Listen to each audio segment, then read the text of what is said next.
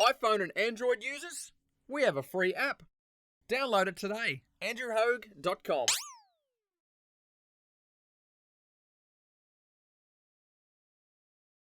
This is Andrew Hogue for AndrewHogue.com, of course, Australia's first and only dedicated 24/7 rock metal radio station, in the Jam Pad room backstage here at Festival Hall in Melbourne, Australia, with the one and only Mr. Dave Mustaine from Megadeth. Good to see you again, buddy. You too, brother. You too.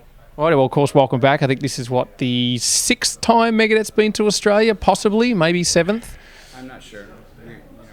I think when you start keeping track, you start keeping count, then it tends to, in my mind, register as like it's, a chore or something like that. I look at it like, we're visiting some friends. I don't ever think about how many times I've been over to, my best pal's house or stuff like that. So I can... Is that a good way to say I don't know? I think it's all right. It's almost full circle because, I first met you here in 91 for the Rust in Peace tour, and now we're back in the same venue, and fast forward the time, you're like, where the hell does it go? But again, speaking more of present time, of course, the new record, Dystopia, which is set for release in January. You've only heard one single at the moment, liking it a lot. Thanks. What can you sort of elaborate a little bit about how you feel about the album now?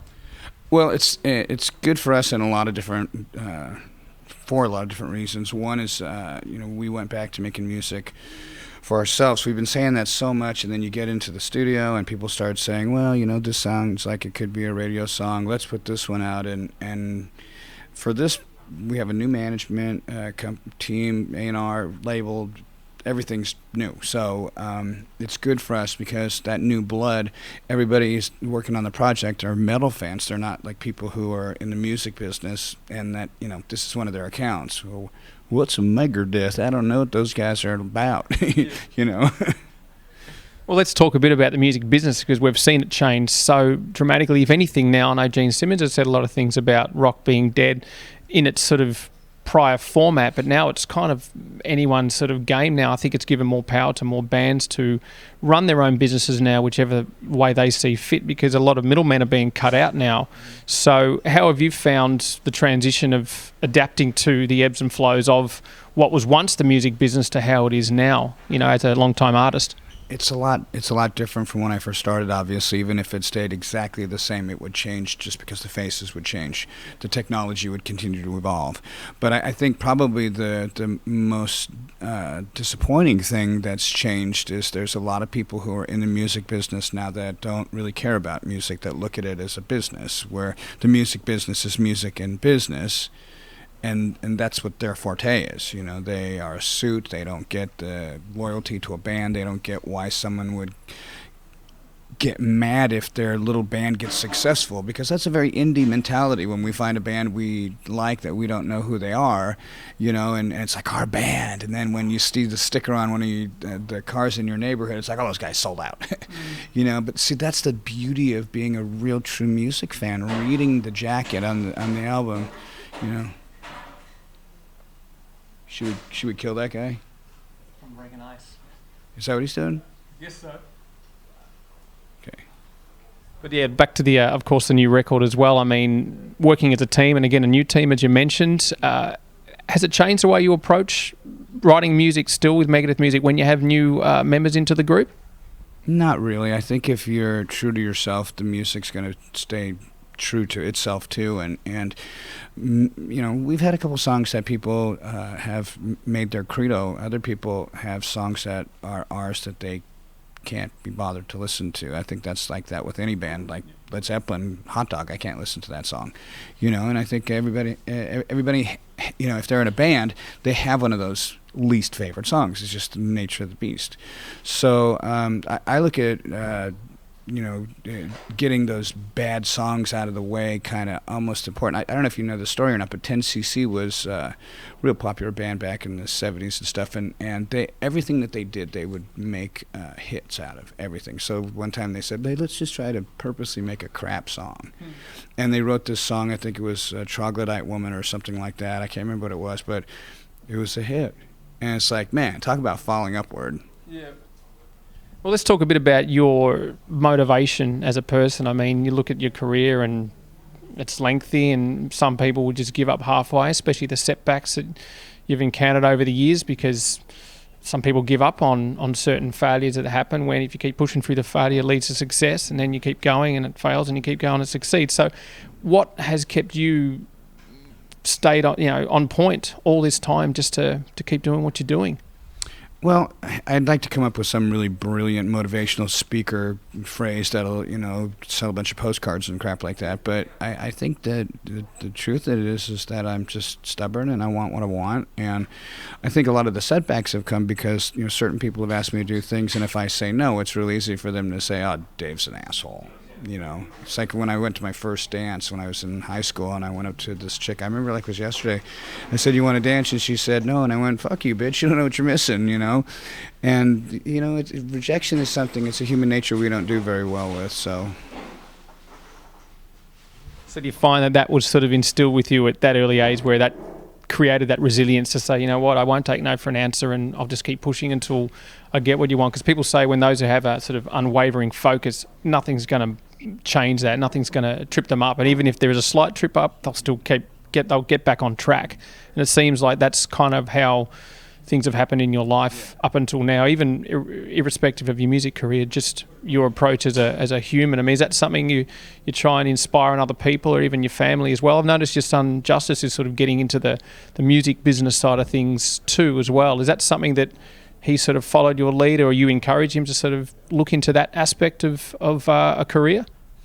Well, the music business, the odds of making it are so very slim. And I think part of the reason, some of the things that have motivated me to keep going is that, I like the challenge. I don't take no very well.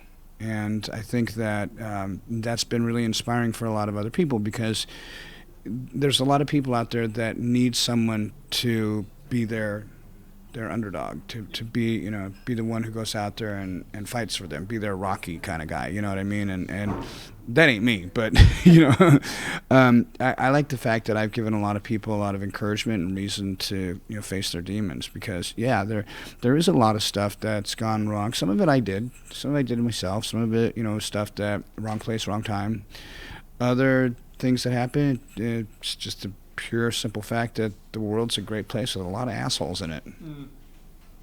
Now let's talk a bit about the touring side of things, because as we know, as we talked about the music business factor, that's kind of where a lot of bands need to get out and raise revenue and things like that, and it's a lot harder because the costs involved and things like that. And it seems, as we talk about music being downloaded and people don't seem to pay, the road is kind of where bands have to be. But it doesn't seem like it's changed too much for Megadeth, because you've always been a touring act anyway. So have you felt any of that transition of, oh well, kids are downloading now, so you've got to push it even harder on the road? Because it doesn't seem like that side of it has changed much for you, because you've always been a heavily touring sort of musician.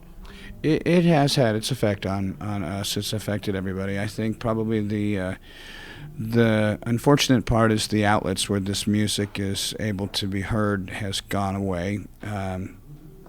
iHeartRadio was some thing in the States that came to me years and years and years ago, and I had iHeart Megadeth Radio when it first came out. It was a huge success, and those guys got mad because I was saying, look, you can't spell ZZ Top with a little Z and a big Z.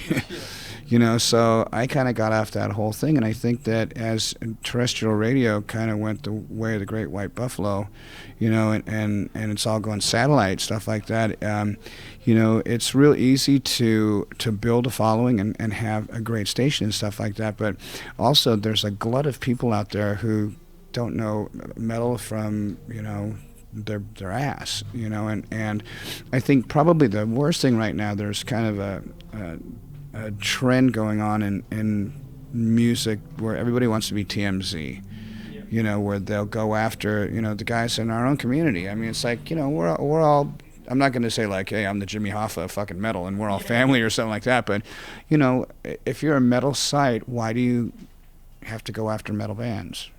It doesn't make sense to me. So, I think going back to the other question about my inspiration, why do I keep going when things are hard like that? It gives other people a lot of inspiration too.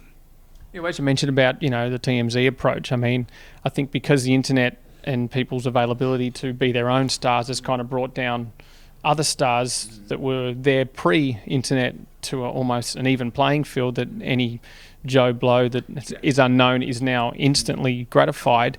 I also find a lot of people are just intrigued to see other sides of musicians or whatever, and then others are going to poke fun at this or be inspired by it. I mean, how do you find the whole social media aspect? Because it's almost a necessary evil for a lot of bands to, of course, engage with the fans. You've always been engaging with your fans, but then there's also that, where's the privacy level? Like, where do you actually get time for yourself and for your family without the world wanting to knock on your door and say, hey, you owe me that right to find out what you're up to every second of the day? It's almost become invasive as well. I mean, how do you draw the line when someone wants you to post up something you're doing and whatever? Now that everybody's telephone is a camera, you don't really have privacy anymore, especially if you're a public figure. So as far as the social media is concerned, I think that if you have an honest relationship with your fans, you can joke around with them as much as you want. People come into your house and they piss on your couch, kick them out. And we have a real fun relationship with people at our sites, whether it's the Megadeth.com site or the Cyber Army site or any of our social feeds. And I think that's one of the things that personalizes us, so that people, they know they can talk to us. But, and just like with anything, there's trolls in the world, and they ruin it for a lot of people. So you just got to kind of, have your asshole-ometer on when you go to the social sites. Megadeth in October 31st, 1994, we had released Megadeth Arizona, which was the very first band website ever. And I remember mentioning Gene Simmons. He said, I want this website Dave has. So we had really turned the music industry on its ass when we had the first site, and ever since then we've been trying to stay ahead of the curve with technology and interaction, having fun games, participatory things, just all kinds of different things where people can use the net to communicate with us. I was just talking to my wife. I said, do you remember when I bought that crazy little box back when we did Rock in Rio, and you plugged it in the back of the TV and the phone cord, and we can talk to each other through the TV? Well, this was like face chat like 20 years ago, and I was thinking how cutting edge that was for me to be thinking about stuff like that back then. Not that, it was my idea, because the shit wasn't. It was somebody who invented it, and the reception was crap. But, just always wanting to do that instead of going like, oh, hey, honey, it's long distance, bye. Just like always trying to use what the resources are at hand for us to commingle metal people with technology, so that we can reach around the world. Because when we first started, how did we find out about bands in Australia? If we're Americans, we would find out from Krang or from fanzines, or we'd tape trade and stuff like that. So, well, let's talk a little bit about the technology side of things too, because now every person's in a band. All they need is a $200 digital station and software, and bang, they're making music. And there's some great bands out there making music, new upstarts and things like that. But what's your stance on the fact that majority of it is somewhat overuse of technology when it comes to the performance live? It's like complete polar opposites, where it really is, it sets you apart. If it's a matter of, can you do it live? Do you have that expectation when you hear a band that sounds phenomenal on record, and you're like, I've got to see this live, and then it doesn't meet your expectation to realise that they've used far too many tricks as opposed to the integrity of trying to do your best without relying on the tools, so to speak? If a band can play a song live and they choose to use tapes or loops or stuff like that, and they don't play it live, I think they're shortchanging themselves, because there's that magic moment interacting with the audience through music. And it's also, I think, duping the fans a little bit, because you're relying on a recorded moment instead of that moment that you capture in space and time, that split second of divinity where you have a note that skrunks a little bit, makes a little bit of noise, it sustains a little longer, a little different solo. So I think it's cool to rely on technology if you can't do the parts. But if you can, don't cheat. Don't be lazy. Well, we're been given the wrap up here, so again, I want to thank you for your time. It's always a pleasure to see you, Mr. Mustaine. And keep it real. Thanks, buddy.